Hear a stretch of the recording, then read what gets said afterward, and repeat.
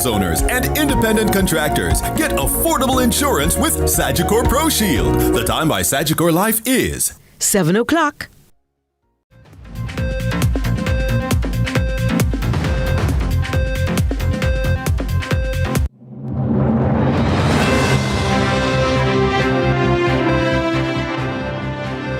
Tonight on CVM News at 7, Jamaica under severe weather watch. It's election eve in America, a breakdown of what that means. Campaign trail heats up, a brazen statement from the JLP leader and Prime Minister. In the business report, small biz, big dreams. While in sports, West Indies, India 3-day ODI series to be determined tomorrow.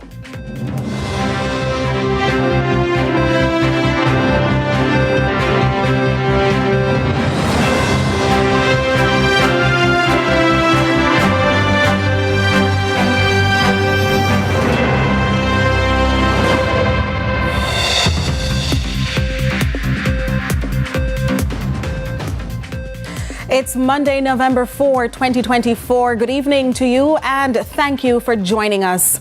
Well, you are looking at live shots from CVM's Skycam. Evidence of Tropical Storm Rafael, which is expected to bring heavy rainfall and potentially hazardous conditions to the island. Tropical Storm Rafael was classified as potential tropical cyclone 18. The storm had maximum sustained winds of 35 miles per hour and was moving north at a speed of 7 miles per hour. The storm should pass over the western end of the island overnight, and by Tuesday into Wednesday, it is expected to be near or over the Cayman Islands before continuing toward Cuba. Jamaica is currently under a tropical storm warning, which means residents should prepare for severe weather conditions. Authorities and institutions are taking extensive precautions to ensure the safety of residents, especially in light of the damage caused by Hurricane Beryl earlier this year. Here's more from Ramon Gordon. The island is bracing for potential tropical storm Raphael, with forecasters warning it could strengthen further as it approaches Cuba and the Cayman Islands later this week. With the storm expected to make landfall in the coming hours, the National Hurricane Center has urged all Jamaicans to prepare for heavy rains, gusty winds, and flash flooding, particularly in low-lying and coastal areas. St. Elizabeth, Manchester, Clarendon, and St. Catherine are expected to experience heavy rainfall and strong winds, as well as St. Thomas, Portland, and parts of St. Mary. The St. James Municipal Corporation convened a parish disaster meeting last evening. Montego Bay Mayor Richard Vernon says the team is ready. We have noticed that in the Johns Hall area and several other sections in the suburban and rural sections of Montego Bay, there is a frequency of land slippage, and we're monitoring that as well. And just in case we have any such eventuality, the Jamaica Fire Brigade is ready to help us with rescue, Jamaica Defense Force, Jamaica Constabulary Force, the National Works Agency, and of course all our contractors. They have been placed on notice. So just in case we need the units to help with clearance, that will be available as well. The Education Ministry kept schools open on Monday, but that could change if conditions worsen. Many businesses and essential services have similarly updated their protocols with contingency plans in place to manage disruptions. The University Hospital of the West Indies has suspended all non-emergency services while keeping its emergency department open for critical cases only. Additionally, all government offices closed today at 4 p.m. Meanwhile, telecommunications provider Digicel has cautioned customers about potential delays in fault repairs and service requests, while the power company JPS issued advisories warning of potential power outages during the adverse weather this week. For some residents, the sudden onset of Tropical Storm Rafael has inspired some trepidation, especially following the fury of Hurricane Beryl in July. Jamaica's Office of Disaster Preparedness and Emergency Management is warning Jamaicans to avoid flooded thoroughfares. Ramon Gordon for CVM News. Well, joining us now is meteorologist Javoy Sawyers, and we're talking a little about the image here on the screen, which it shows the system lingering over the country, and it does seem quite bleak. So we want Javoy, Mr. Sawyers, to explain what it is and precisely how it's affecting us. Thank you for having me. Now, the official forecast track takes the center of the system just west of the island. So we're not expecting a landfall per se. However, the main impacts are to the right side of the storm, and that will track across the island throughout tonight into tomorrow. And so the colors that we're seeing, this lovely yellow and the patch of purple, what exactly is that supposed to mean for us? This indicates rainfall intensities currently. So we're seeing here the bulk or the most intense rainfall are to the right of the system. Now, if you transpose the whole system across the island, you can see that this section here will be tracking across the island. So the southern parishes, Kingston, St. Catherine, Manchester, and particularly the western end, because that's where the system will be approaching closest to the island. So St. Elizabeth, Westmoreland, those areas tomorrow morning, and the rain will linger throughout Tuesday into Wednesday as well, because as the system pulls north, it pulls moisture with it over the island. Well, any advice for the people looking on? Because it doesn't seem to be a direct hit, as some people were suggesting earlier, but it does seem to have some major impact, that it will leave us with some rainfall and winds, perhaps? Right. What do you advise the people watching tonight? Particularly with Raphael, it's a rain system. Not expecting much wind. There will be some wind, particularly in heavy thunderstorms, but however, it will be mainly a rain event, right? So with that said, there will be landslides, mudslides, flooding. So avoid flooded thoroughfares, avoid fordings, and the rain will pick up tonight into tomorrow morning. So expect the heaviest rainfall tonight into tomorrow morning. Right. Well, there you have it. The people would have seen Mr. Sawyers explaining that it's going to be lots of rain, and we will have to continue monitoring that. But thanks again, Mr. Sawyers. Thank you. Now we have Kingsley Thompson, our correspondent covering St. James and Trelawney, and he is here to tell us more about what was happening earlier in that section of the country. Kingsley? Well, thank you very much for joining me here. It's so far so good kind of evening here in Montego Bay.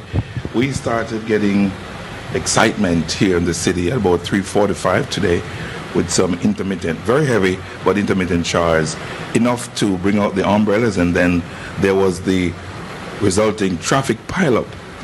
So I decided to skirt the city, to take a look at what's happening.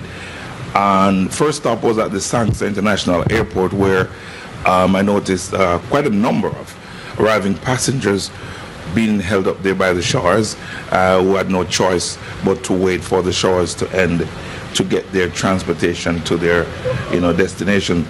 Along the North Coast Highway, it didn't take very long for visibility to decrease to next to nothing, and that resulted in traffic pileup. You had to use the rear lights, the tail lights of the vehicle ahead of you to see that there was something in front of you. Through the hills of Norwood, I noticed the construction of the Mobay bypass lending a hand by adding a few extra gallons of water to the streets in Anshore. About 4:45, it was easy to notice that all motor vehicles were using their headlights as night came upon us pretty early, I would say. Since then, it has been very quiet, easy and quiet. And like I started this report, I'd say to you, it's so far so good.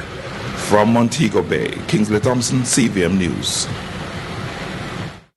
Minister with responsibility for water, Matthew Samuda, is pleading with Jamaicans to make necessary preparations for Tropical Storm Rafael. While speaking at a party meeting in South East Clarendon on Sunday, he says Jamaicans should pay close attention to bulletins and to look out for one another as the island recovers from Hurricane Beryl. We beg you to listen to the notifications and the urgent notices, and especially if there's evacuation orders, we're going to beg and plead that you heed the warnings.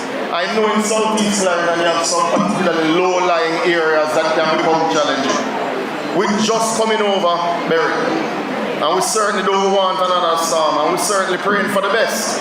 We are praying for the west. We're praying for the west because we're hoping the storm will go to the west of us. But I ask you to pay keen attention to the fact that there is a storm in our midst. And of course, take care of your neighbor.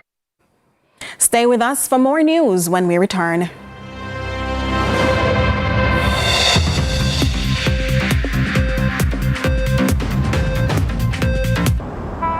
That's it. We're closed. I am so sorry. We only have 3 parties left.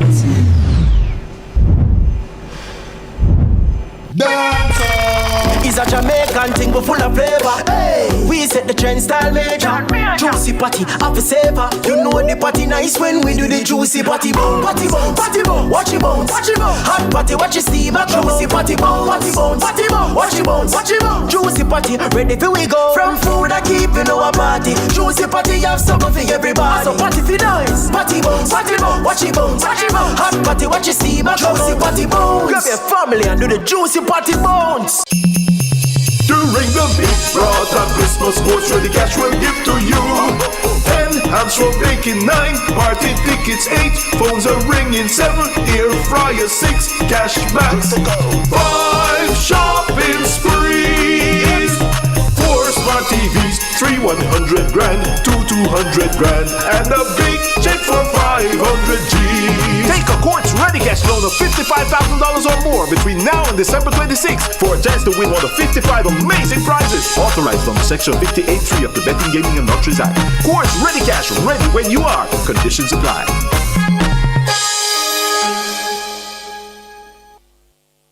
That's beyond the corner. People don't bother feel like you can predict who is going to be in the shop with me. A ship carry you back at controversial. How old were you? 8 years old. Now we're contemplating. These are the digits. What kind of episode is this? Another junction in life. I have 2 left foot then, sir. Yeah, you know. Yeah, man. See the buckle of the Nigeria now. This is my show and you will not drop word from me. They even know them things. DJ, I can't say that no. You're going to mash up some house.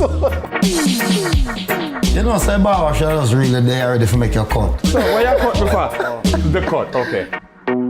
Now I'm where I want to be. The Cut is brought to you by Flow.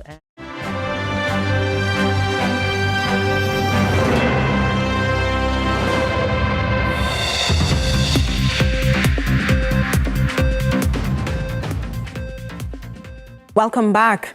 While switching gears, as the 2024 U.S. election approaches, the political climate in America is increasingly polarized.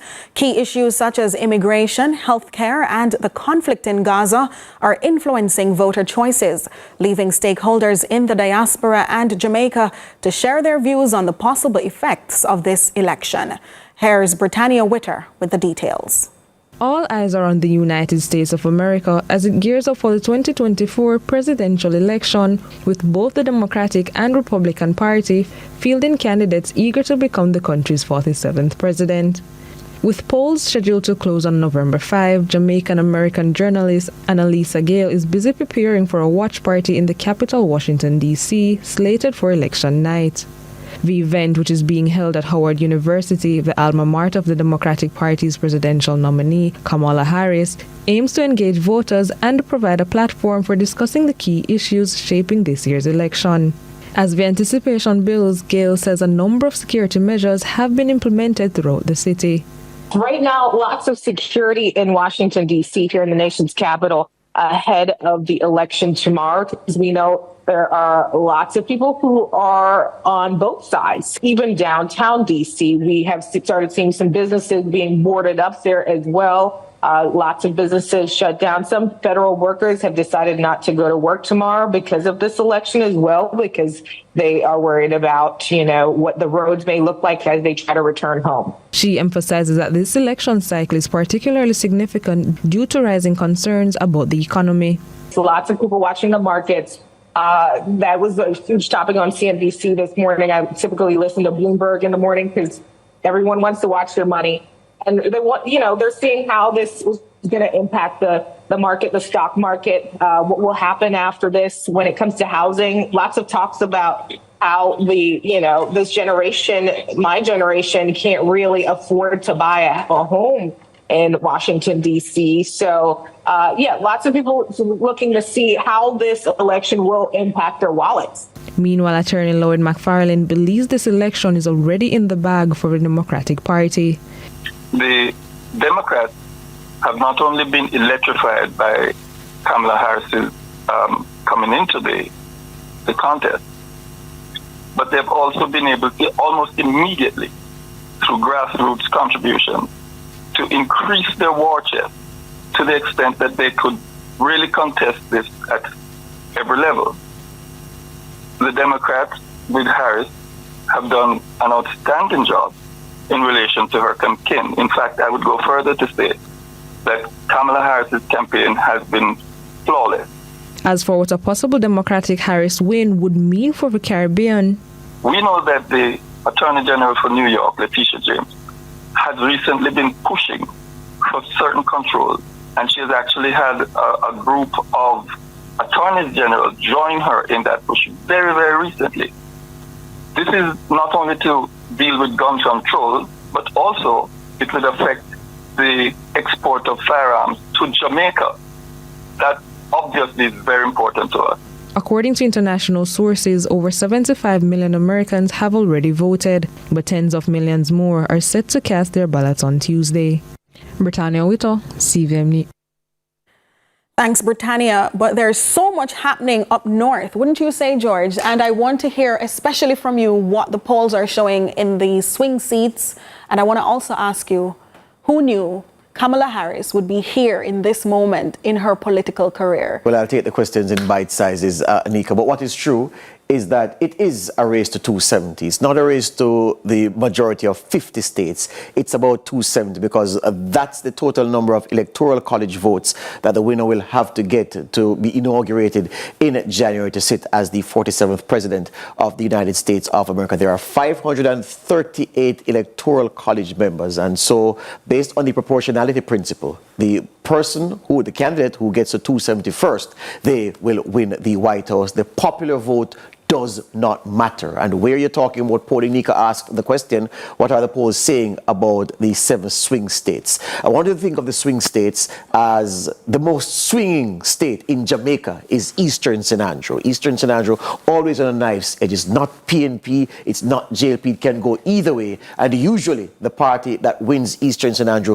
wins the Jamaican election, which is of course in a different system, Westminster. We're talking about the US presidential system now. So the Eastern St. Andrew in the US context, you have 7 of them. The 7 are Pennsylvania, which the polls are showing. What we're showing you is the result of a poll of polls. It's not one poll, several polls rolled into one to give you a poll of poll perspective of where the numbers are. Pennsylvania, dead even according to the latest poll of poll numbers. Nevada, dead even as well. Michigan, Kamala Harris up by a point. Wisconsin, Kamala Harris up by a point. North Carolina, Trump up by a point. Georgia, Trump up by a point. And in Arizona, Trump is up by 2 points as well. What is to be noted is that of all these 7 swing states, only one went with the Republican candidate who was Trump in 2016. In 2020 rather. That was North Carolina. So the other 6 went to the Democrats. But this time around, the race, the pollsters say, is very, very tight. And this shows Trump leading in 3,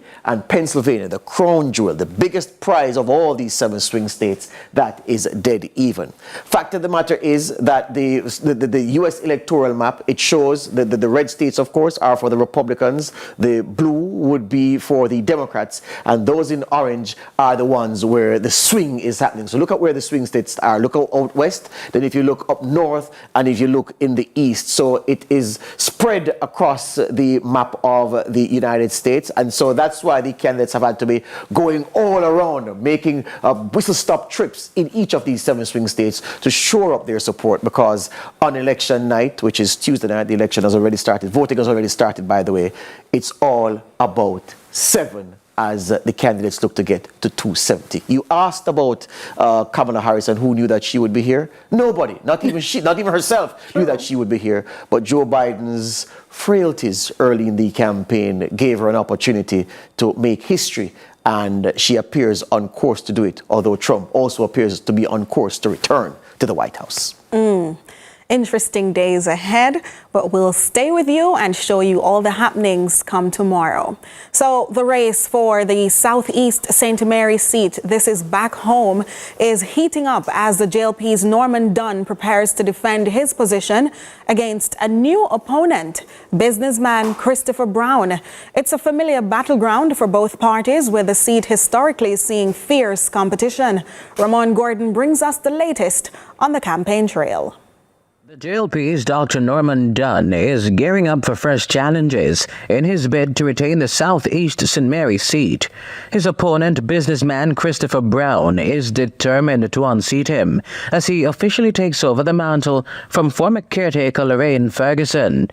When the time comes for put in the vote, we don't want to make up no number. We plan to win with division clear, straight.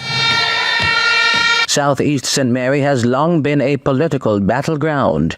In 2020, the seat saw a tight contest between two medical professionals, Norman Dunn for the JLP and Shane Alexis for the People's National Party. Dunn had previously secured the seat in a decisive 2017 by-election, defeating Alexis by a margin of 937 votes. Our next member of parliament is going to do all that the other man never did do. He's going to make sure say all are we all right. Our communities have been plagued with poor infrastructure that not only hinders our day-to-day lives, but the growth of the great Southeast St. Mary. And if we want, comrades, real development, we need a leader that will prioritize development of youths. The MP hopeful has strong ties to Camberwell and George's Hope districts within the constituency, where he spent his early years. This connection fuels his commitment to infrastructure development in the area, making it a central focus of his agenda. The roads are bad. The roads are vicious. Taxi man a ball. The residents are crying. But all of a sudden, Norman Dunn tell the people that they need to be patient. That him going to come fix the road now. But why are they now coming to fix road after 5 years in power?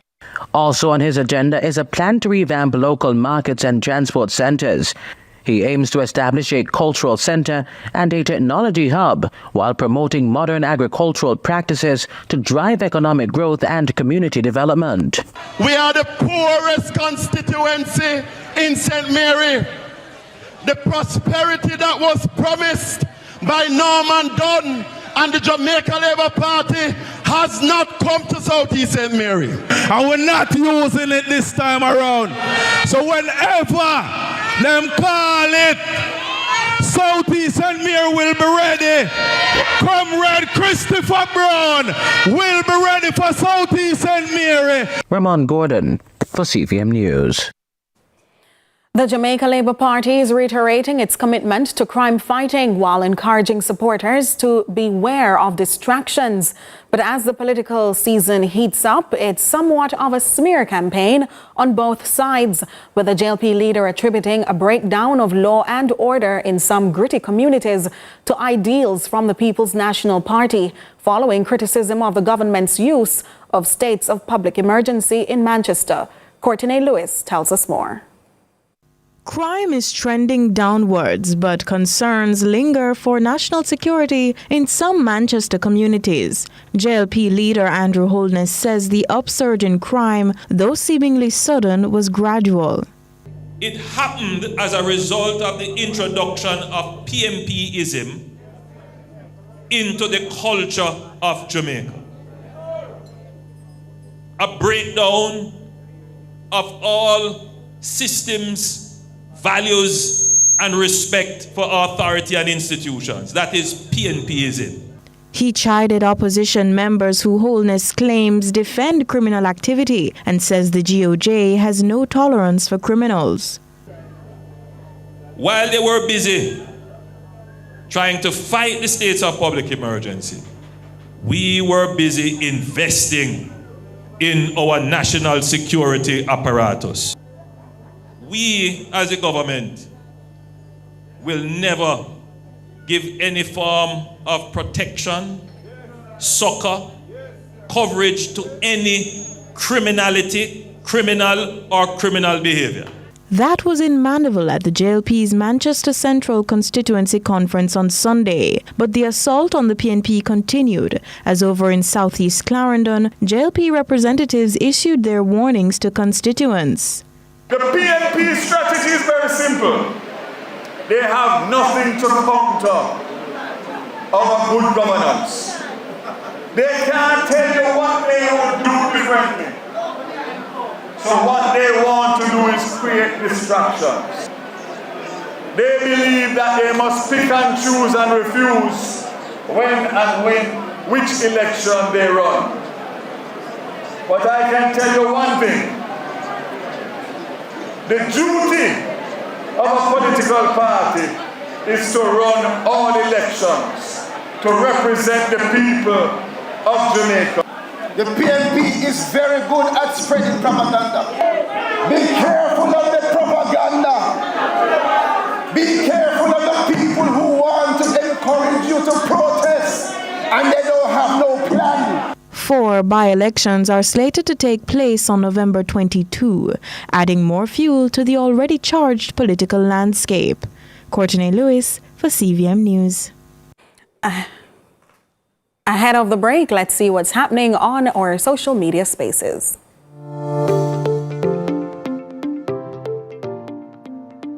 So, what's trending in our local social media spaces? A shocking video is circulating on social media, sparking outrage and disbelief as it shows a vendor forcefully prying open unripened akis. A fruit, when eaten unripened, could cause food poisoning or even death. This has generated a flurry of reactions. So here are some of your thoughts. At Watson Nicholas writes, "That's why certain food produce I don't buy if it's not coming from the tree." At Janelle Classic shares, "Nah buy aki from nobody again." At Super Shaka adds, "The police and the local parish council should investigate this. This could kill innocent consumers. This is lower than anything I've seen from a vendor before due to the level of risk, breach of trust." At Ni Ashan says, "Glad ma have aki tree." At D3 Vonte posts, "Lady a try aki system." At Beneath the Surface One comments, "This worse than Alisa Hero Circle." At Charlene 2050 writes, "Better she did go buy some back juice and sell. The time hot, anything cold have been selling. She chose to poison people." And that's what's trending online today. Continue to share your thoughts with us on X at CVM TV and CVM_television on Instagram. I'm Courtney Lewis. The business segment is up right after this.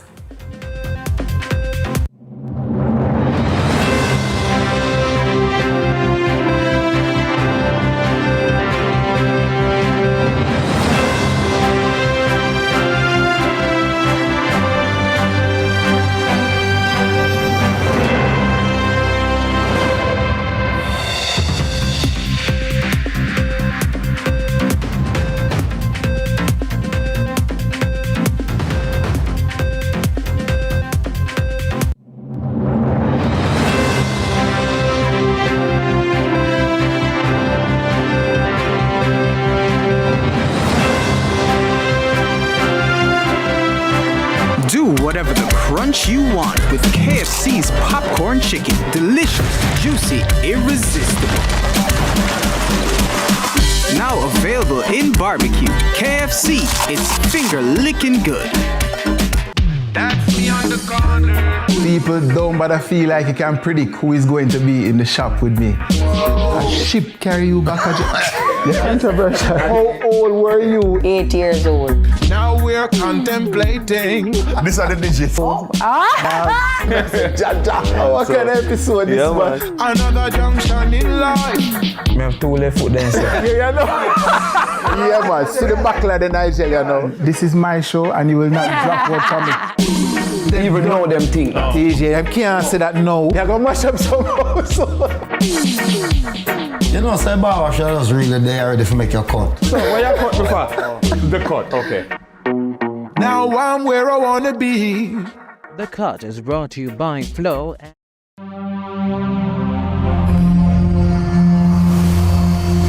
KFC's popcorn chicken, now available in barbecue. KFC, it's finger-licking good. The time by KFC is 7:30. This week on Central Expressions. Today we're out here in Mother Nature. We're at the Gulfview Hotel hosting our first annual Marriage Maneuvers Through Kingdom Principles. And today at the Black River Film Festival, even though it's so hot, it was good, guys. And today we'll talk about ownership of land. Tune in to Central Expressions on CVM TV Sundays at 3 p.m. Repeat Fridays at 9 a.m.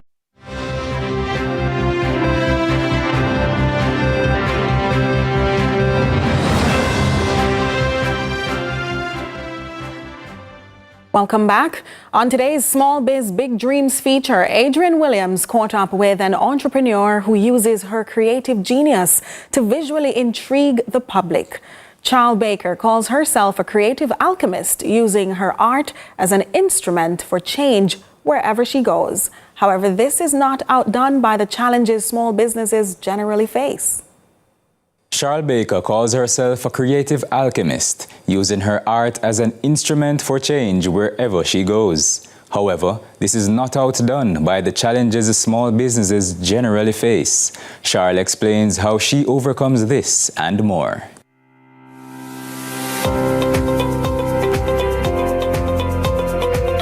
Welcome to Small Biz Big Dreams. Today we have a creative entrepreneur with us, and she's going to be telling us about her journey. Where has she been and where is she now? So now we're here with Charles Baker. She calls herself a creative alchemist. Charles, talk to us first of all. Who is a creative alchemist? Okay, I've given myself that title because I think I make something out of nothing.